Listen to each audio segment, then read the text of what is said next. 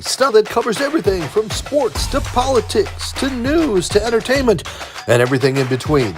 And now your hosts, Troy Geary, Will Stein, and Dave Stevens.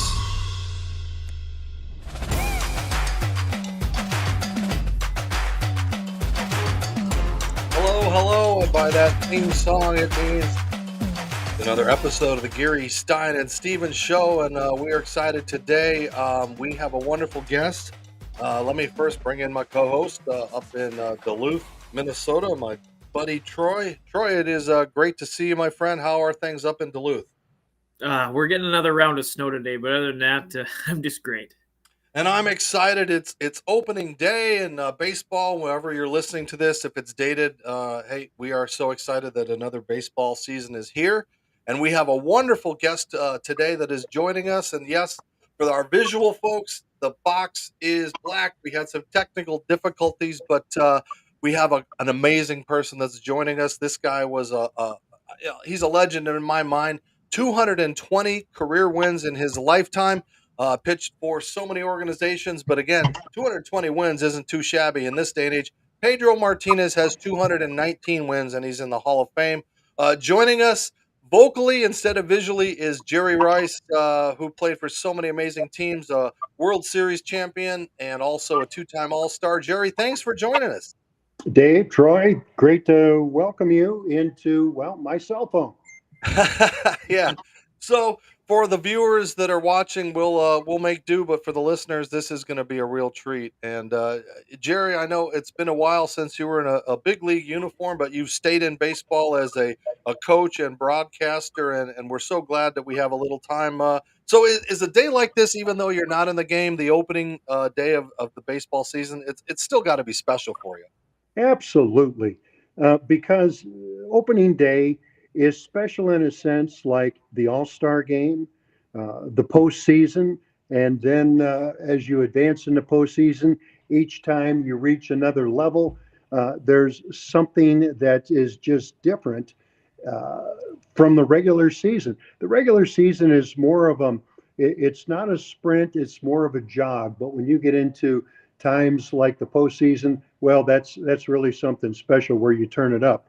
But getting back to opening day, what this means to me is signifies that it's all new. Everybody starts at zero, and the fans come out to celebrate the fact that it's a new, not only that it's a new baseball season, but it's a chance to see the new people on their team and cheer them on and get a forecast of what's due for the upcoming season. And we're going to take a little bit of look of you on the mound from that youth, that golden hair that was flowing all those years in a Dodger uniform and everything. What are your memories of those of the starts and kind of your place in history? Well, I started three opening days for three different teams. I opened for the Pirates in '77. I opened for the Pirates in '74, but that was in St. Louis. I opened for the Dodgers in '82, and then again for the White Sox in '89. So I guess I had four opening day starts. And I loved every minute of it because that meant that it was a full season ahead, and I could look forward to somewhere around 35 starts during the course of the season. But the unfortunate thing about opening day is because it was so grand and so many people came out to the ballpark, the grass was as green as it was ever going to be, especially in Los Angeles because the temperatures always seem to be perfect for that day game. And it was a day game. So you get to the park early, you see excited people as you drive up. There are fans are already there. And then you make your way up to the parking area into the clubhouse and you see those new uniforms and everything that goes along with it. It really was something special. But as a player, as a pitcher, for me, I was so focused on what I was doing that I truly couldn't enjoy opening day. The festivities were there, the flyover, the flag in the center of the field. It was a sight to behold. I want to talk to you about your no hitter, July 27th, 1980. Do you remember that day? And what do you remember most about that day? Did you feel like you were on from the beginning? And as the innings go by, what's the mentality that you have to have in order to get through a game like that? Well, it was like this. I warmed up. It was nothing special, except it was an interesting night in Candlestick Park because the wind that usually accompanies a Friday night game wasn't there. It was a little warmer on the field than what I've experienced. And it was one of those nights where you figured something special might happen because the winds never seemed to be a factor in that ball game. Now, for me, I didn't have strikeout stuff, nor did I care about it because I was just interested in getting outs. A first inning error, no big deal. Errors happen during the ball game, but as each inning progressed, it would loom greater. I got through the first three innings, and of course, at Candlestick Park, if you look over your left shoulder and pretty much in line with third base, you could see this monstrous scoreboard, and it told you everything you needed to know from the number of runs scored against you and the number of hits against you. After three, those were zeros. So you get to the fourth inning, fifth inning, and the sixth inning. And when I got to the sixth inning, I say, there's a chance for something here because I've gone through the lineup twice. And then you get to the seventh inning and the fans get into it. And with each progressive out, the fans would make a bit of a response because by this time we had already put 8 runs on the board, knocked the opposing pitcher Vida Blue out of the box. And then it became a question of not only of me holding the lead, but will I or won't he get the no hitter? So with each out, I did a countdown in my mind. I have 9 to get when I went out in the seventh. And by the time the seventh inning was finished, it was 6 to get. And then you just focus on each out and then break it down even further into each pitch. Now, what's interesting is that normally in a ball game like that, I've already given up a couple of hits, but I had a shutout going. I would try some things with different hitters to see the reaction I'd get. Maybe throw a changeup on a first pitch or a curveball, or do something that I wouldn't do with the score tied. But in this particular game, no hitters at stake, and even a perfect pitch can be a bloop or a little roller in the grass that stops, and you can't, and that the no hitter's over. So for me, it was the only time that I ever pitched for the no hitter, making every pitch as if it were the final pitch of the ball game. So I got through the seventh, and in the eighth, the fans were really into it, and in the ninth, it just set the stage for everything. And it was 3 groundouts, and with that, I had a no hitter. Surprisingly enough, at the end of the no hitter, what do you think the first question was, Troy, from the news people? Did you What want would the you think? perfect game? Yeah, that's it. Yeah, were you pissed at Russell? Well, the answer that I gave, and that it was asked to me just so, are you disappointed you didn't get a perfect game? I just pitched a no hitter. How can you be disappointed about anything? Now, as far as Russell's air, he came up to me after the game. He says, "At least you could have walked somebody and take the to take the pressure off me." But it was in the first inning, and interestingly enough, it was against Jack Clark, who hit me pretty well. It was a routine grounder to short, and Clark hustled his way down to first base. And in the process, he might have hurt himself because he came out of the game after his next at bat. And when something like that happens, taking the muscle out of the lineup and the guy who hit you pretty well, that can only favor myself. So with Clark out of the ball game, that was the big interference as far as anything would be concerned with regards to a no hitter. But no, I wasn't disappointed that I got a perfect game. And in fact, it was Leonard Coppett. I don't know if you guys are old enough to remember Leonard Coppett.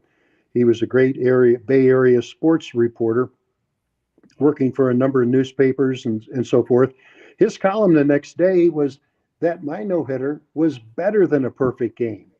Well, how so? Because I had to get the equivalent of 28 outs instead of 27 that are required for a perfect game.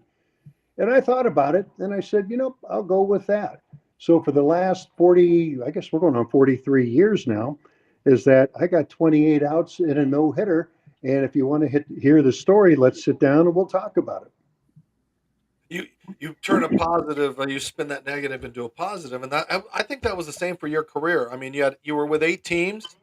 Here's a look at some of those teams, and people might say, "Oh, he was a journeyman," but again, you had those successes, and it's one of those amazing little known facts. You never won 20 games, yet you won 220 games in your career, and as I said, to me, those are Hall of Fame numbers. In this era, if you were to win 190, they're putting you in Cooperstown already. So, I mean, what are your thoughts as far as the longevity of your career and those opportunities that you had in Houston and Pittsburgh and all those places along the way?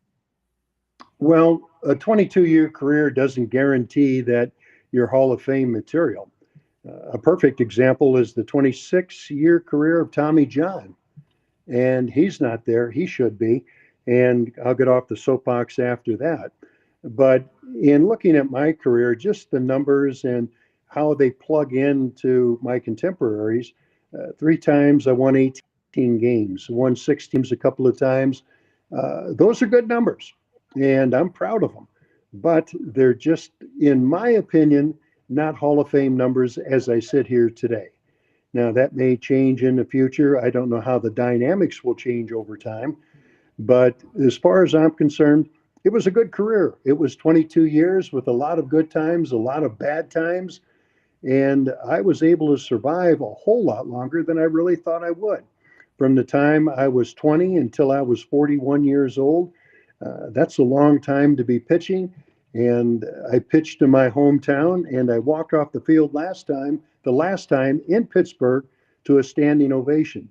So, and all of those good times and bad times in between, you measure them out. And when I think about it in whole, it gives me a nice little warm fuzzy that it was a pretty good ride, and I'm glad I had it.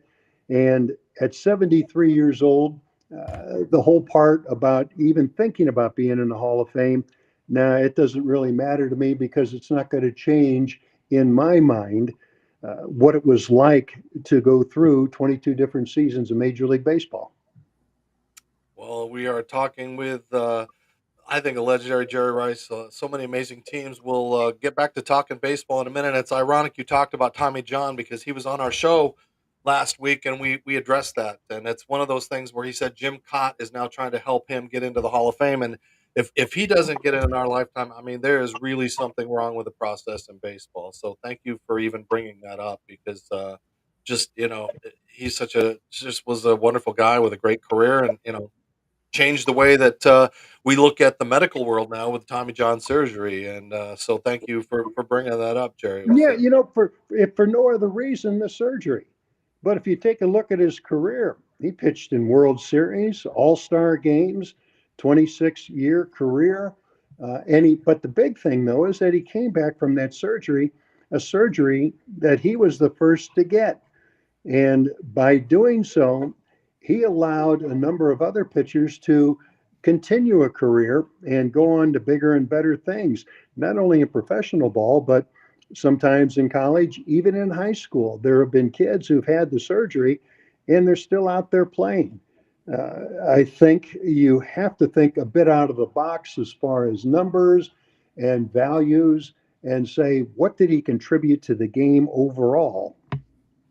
And when you factor in the surgery that's named after him, it's a no-brainer.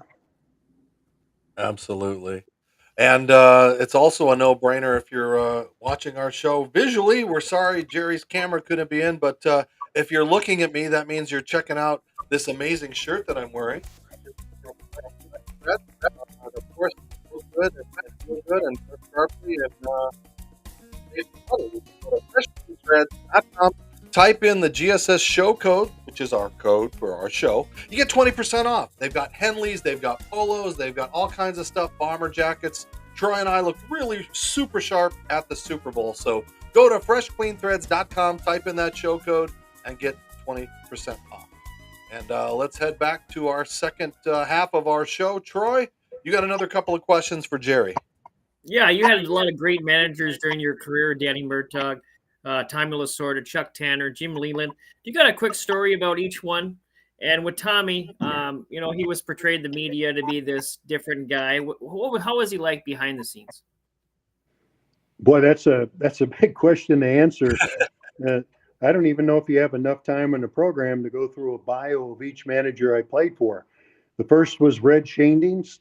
Let's see, you want me to name them all? Let's see if I can do it.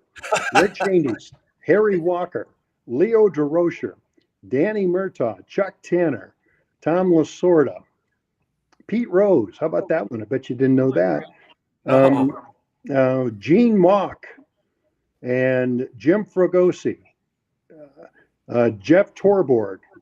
Uh, oh gosh, in Milwaukee, I can't think of his name. Tom, um, well, and then Jim Leland. So That's you get that's some there's baseball 15 of them. history there. Yeah, Well, there's tell some. us about Lasorda. Give me some stuff on Lasorda because what you know, just a character that was so beloved and lived such an amazing life. But I mean, Tommy is Tommy, and luckily we're not going to have Tommy having those words that he says when he was usually on camera. But I mean, what a legend, and just to be a part of him, and for you to be a part of that team, it must have been amazing. Well, it worked out well for both of us because when I joined the ball club. It was after the guy we talked about, Tommy John, leaving to sign a free agent contract with the Yankees. So I was a lefty, and I joined the club in Houston. And before I even got in uniform, I stopped into his office and said hello. And he says, "Sit down. I want you to sit down." Now I see all this enthusiasm. You don't see this from a major league manager. At least I never did in the 10 previous years that I played. So Tommy's sitting there, and he said, and he's sitting there, he's in his underwear. He says, I love the Dodgers. He said, "You want to know how much I love the Dodgers?" I said, "Well, I'm sitting here. Yeah, why don't you tell me?" He says, "I love the Dodgers so much that even after I go to the big Dodger in the sky, I want to work for the Dodgers." So when they put up my gravestone, I want them to put a Dodger schedule there. He says, "You want to know why?" And I said, "Why is that?" He says, "When people come to see their loved ones, they can always stop by my gravestone and they can see whether the Dodgers are home or away." So that was my introduction to Tom Lasorda. And I know you guys. I mean, he could come at you, but there's some amazing. Like I found some this photo, and I don't know if you can see it of you guys sharing a hot tub together. I mean, what's the story with you guys in this hot tub? It was in spring training. I'm guessing 1984. I can't really remember because I was the one who posted that picture on the internet, and I did it on my Flickr site where I posted the best of my baseball pictures. And we were in spring training. It was one of those late in spring training kind of days where it's hot, it's humid, and Lasorda liked to throw batting practice after the regular workout was over. He got some of the young players out there and actually taunted them. Well, this day he was a little overmatched by the heat. And then when other coaches saw that he was having trouble between pitches, they called for a golf cart to come over and pick him up because he couldn't walk him back to the clubhouse. So he rode on the golf cart, and I happened to be in the training room at the time because that doubled as our gym. It was very rudimentary back then. And it was the trainer, Bill Bueller, who decided that Tom needed to take a bath in cool water, and the only place to do that was in the whirlpool. So Bill Bueller got the whirlpool ready, put some ice in there and some water, and then Lasorda comes in. He's bitching and moaning and complaining. "I'll never get in a whirlpool. I've never gotten a whirlpool before. In fact, I don't plan to get in one right now." So that was it. But Bueller eventually got his clothes off, put him in the whirlpool, and suddenly Tommy gets the color back in his face, and all of a sudden, he's singing the praises of how much he loves the whirlpool to everybody who came in to check on him. "Tommy, how you doing?" Say, "Hey, I'm doing great, but I got to tell you, this whirlpool is the greatest thing ever. I can understand now why guys want to come into the training room and sit in the whirlpool. I just love this thing." I'm still in the training room with other players doing my work, and I'm hearing all this. And every time somebody new came in, and this was after about 8 or 10 times, somebody checking on him, Lasorda giving him the same story. And guys who were working out with me looked at me and they said, "You think we're going to have to listen to this every time?" And I said, "No, I'll take care of that right now." So I guess Tommy was oblivious to the fact that I had been in the room the whole 15 minutes he was in the whirlpool. So I walked up to him and I said, "Hey, Skip, how you doing?" He says, "Man, I can't tell you how great this whirlpool is." And he repeated the whole thing over to me again. I said, "Really?" I said, "Isn't that good?" He says, "It is unbelievably good." Well, here, let me join you. So I climbed in the whirlpool with him. He objected. He cussed me out left and right. And finally, he just submitted because he knew there was no way that I was going to get out of there. And what it did, it finally stopped him from saying everything about how great it was. And suddenly, other people started to come in to see how he's doing. They took one look at the two of us in the whirlpool and they said, I think I'll come back later. And out they go. But it put an end to what he said about how great the whirlpool was. And that was the legend behind that picture. As long as your bats and balls didn't touch, I guess we're okay, huh? Yeah, but you did know where my I did have control of my big toe, and with that, we did have some laughs. I was going to ask you about that infield that you had with the Dodgers. You know, Steve Garvey, Ron Say, Bill Russell, Davey Lopes. I mean, just talk about how much fun that was. Just you can be able to just pitch knowing those guys had your back. Well, they were there for a long time, and I guess that's really the claim to fame. 8.5 years being on the roster together. And I think someone from the Dodgers looked it up and they said, if these guys stick around for such and such time, they'll set the record for being together the most years. And that became a thing. And the Dodgers rallied around that, putting their pictures on magazines, in the newspapers, and in just about anything in an effort to promote the players. And it was four pretty good guys who went along with this promotion. Now, individually, Say was more of an offensive threat than he was a defensive threat. He could catch anything that came to him, but his problem was throwing it over to first base. He short armed it over to first, and as a result, a lot of his throws were in the dirt. And fortunately, Garvey was over there who could probably pull him out of the dirt as well as anybody in the league at the time. Now, Garv couldn't throw either, but as a first baseman, there weren't many occasions where we had to worry about that. So it brings us to the two guys in the middle infield, both who were signed as outfielders. Both were center fielders. And the Dodgers' needs were to have infielders, and they figured that both Russell and Lopes were good enough athletes that they could learn a new position and insert themselves in a lineup because offensively, they fit perfectly into the offensive support that pitchers and the team got whenever they went out there. Lopes, a base stealing threat, he was stealing better than 80% for his entire career. He'd lead off, get on, get himself in the scoring position for the middle part of that lineup, which included Garvey, Say, you could put Rick Monday in there and Reggie Smith. All of them had a chance to put the Dodgers ahead early in a ball game. Russell, you could bat him anywhere in the lineup except for the power spots. You could bat him second because he could go deep into the count, and you could bat him in front of the pitcher if you wanted, depending on how you wanted to stack up against the opposition. So offensively, it was a pretty good combination to have on an infield. Defensively, each of them had a bit of their shortcomings, but they played so well together that each could compensate for the deficiencies in the man they were playing next to. So as a result, you got an average to slightly above average defensive infield, but well above average offensively and produced runs. So whatever you lost defensively, you more than gained offensively.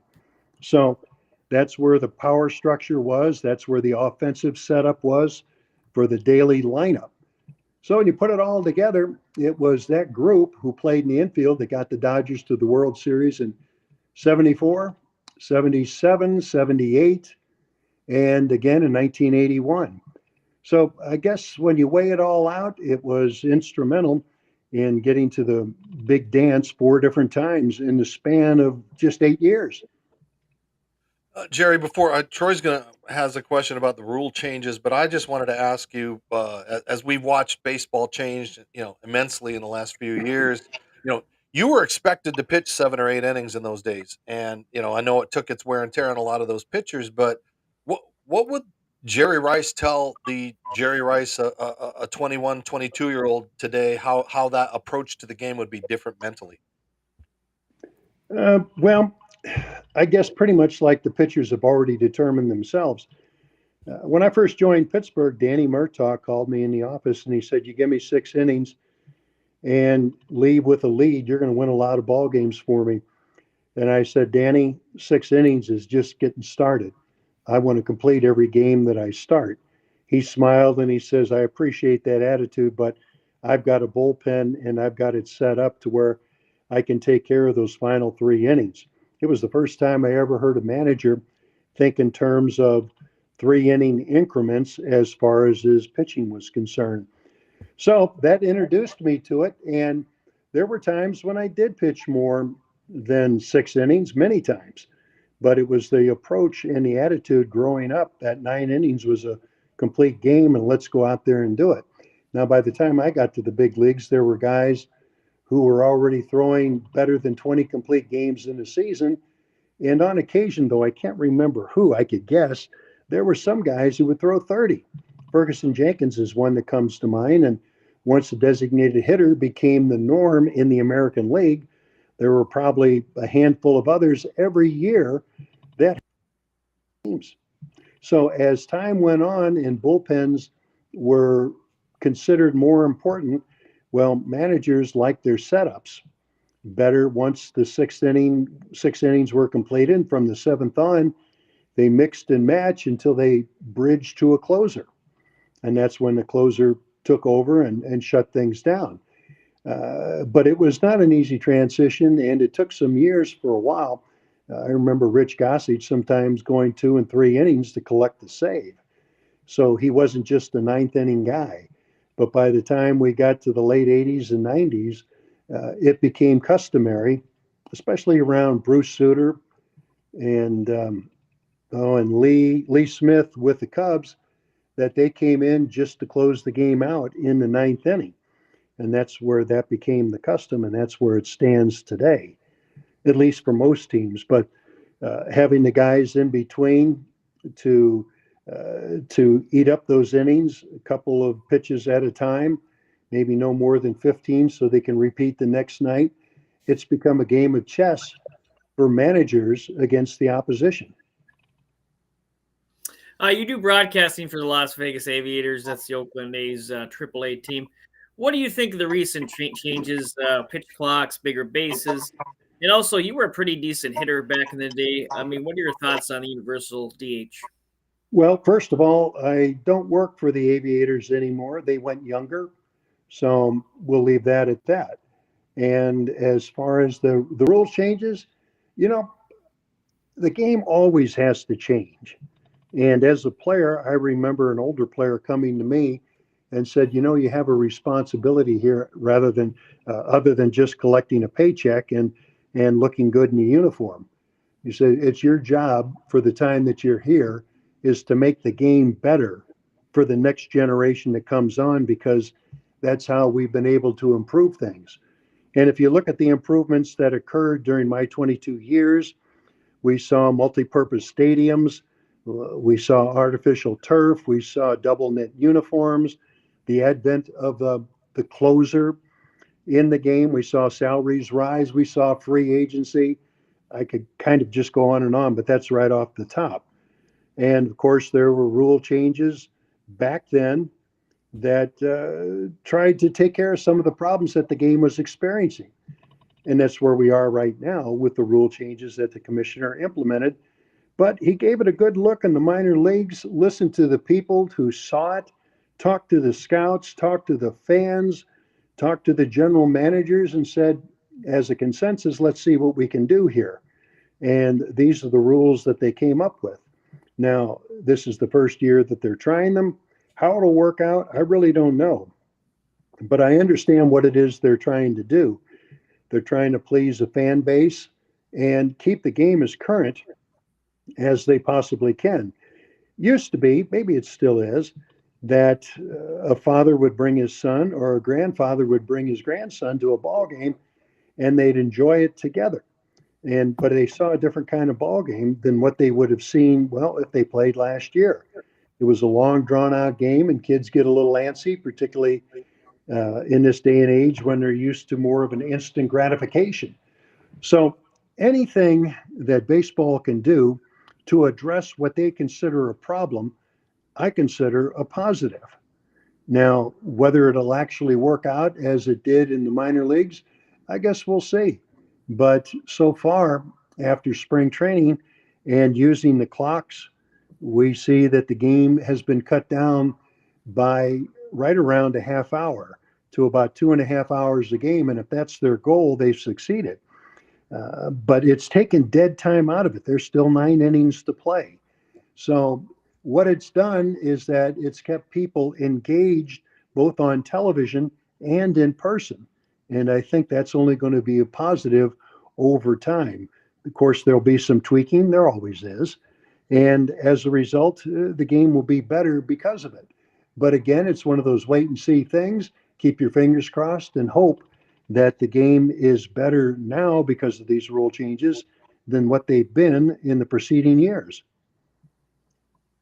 Jerry, I just want to touch on Troy's question because you could hit. You had 171 career knocks, but I got to ask you that lone home run. Do you remember who it was off of, and can you take us back to that moment? Yeah, when you only hit one, you don't forget it. It was in Philadelphia in 1980, and it was off Nino Espinosa, and I hit it down the left field line, which is rare for a left-handed batter. And surprising enough to me, it just carried, hit the top of the fence, and bounced into the netting that was the foul pole in Philadelphia. So in the bullpen, they were able to grab the ball and give it to me after the game. Yeah, that was it. I do remember it. Like I said, it was strange to run around the bases myself.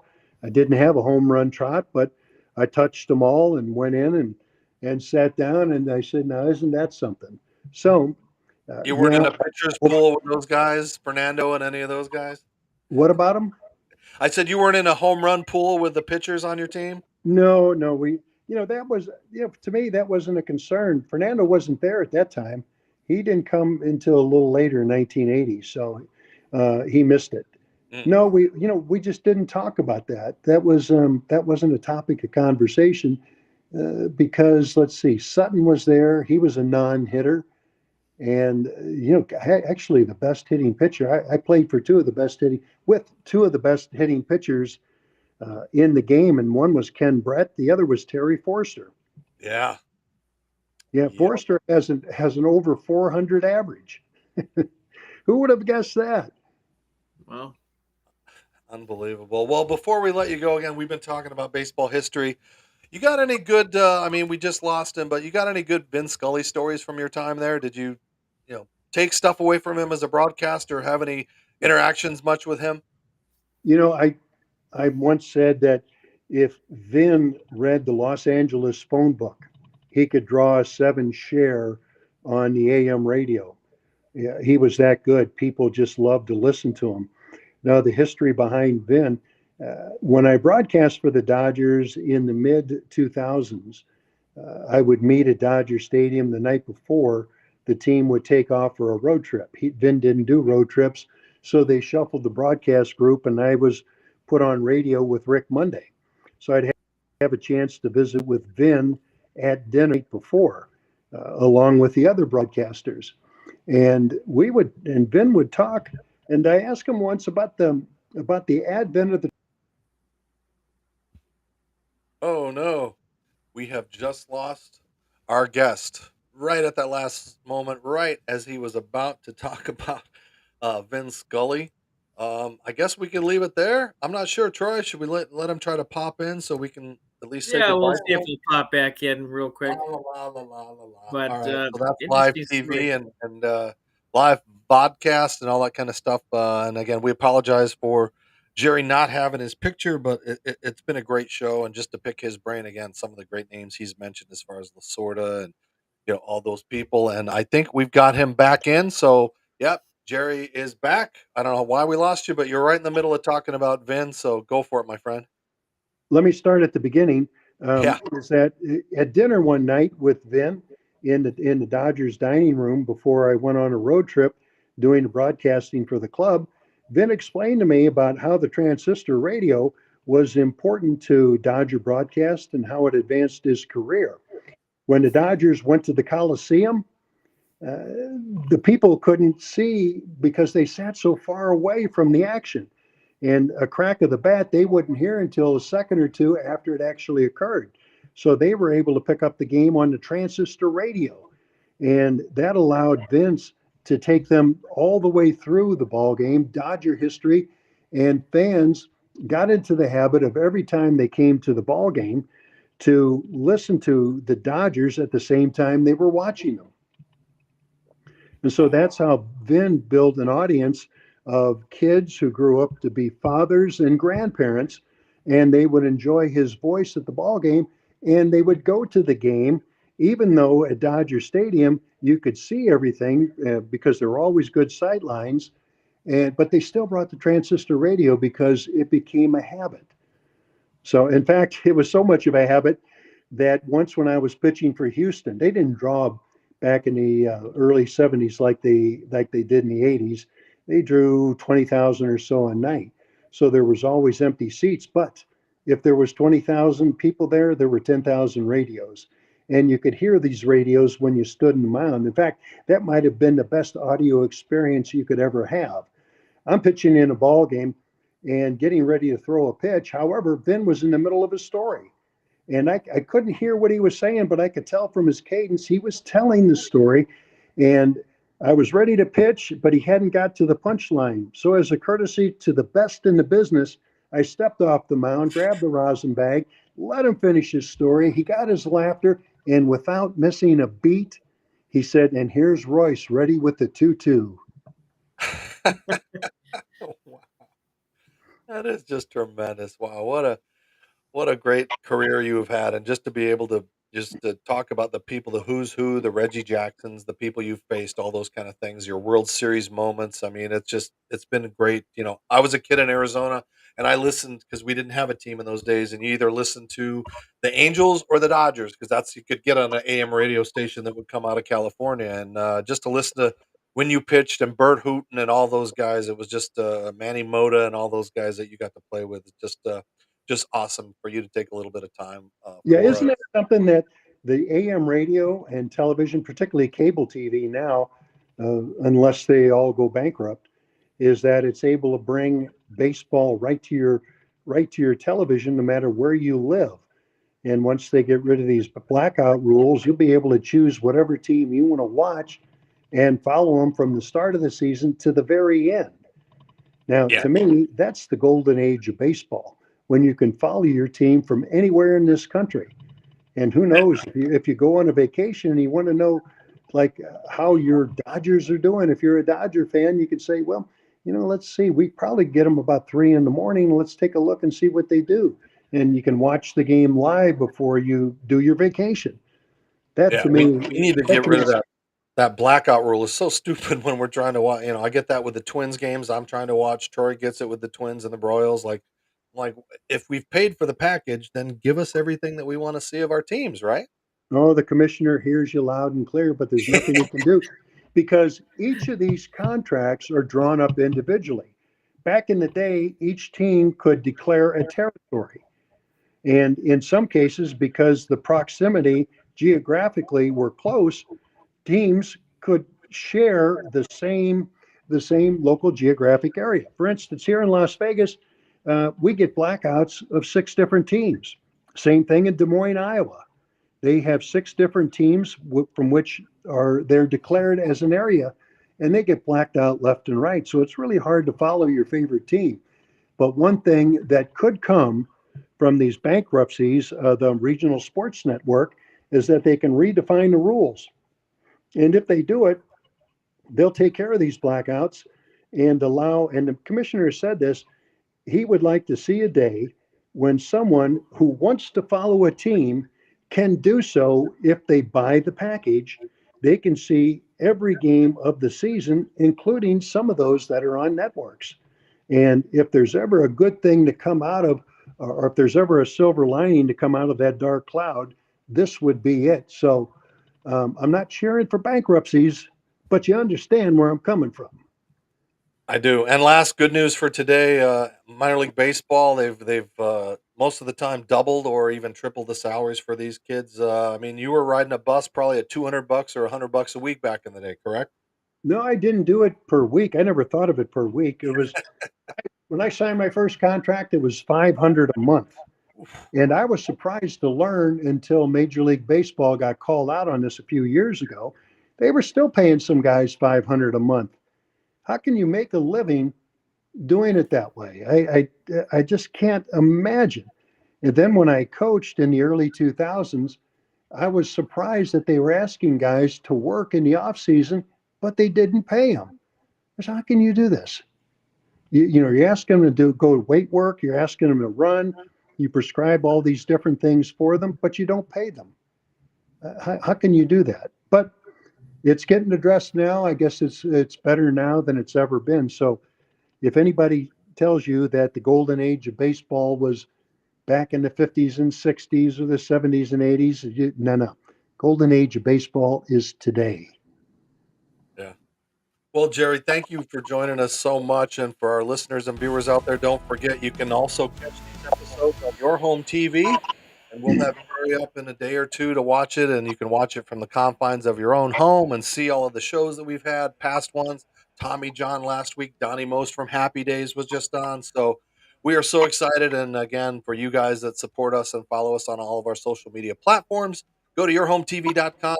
There's my old buddy Jason working out. I'll see him in a couple weeks when I head down to Florida. So again, Jerry, thank you so much for your time.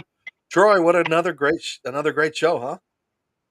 Yeah, Jerry, I was once again thank you for taking time out of your busy day to join us, talking baseball. And yeah, like I said, today is the best time of the year for that opening day. So thanks a lot. Well, enjoy your opening days, Dave. Troy, enjoyed talking to you.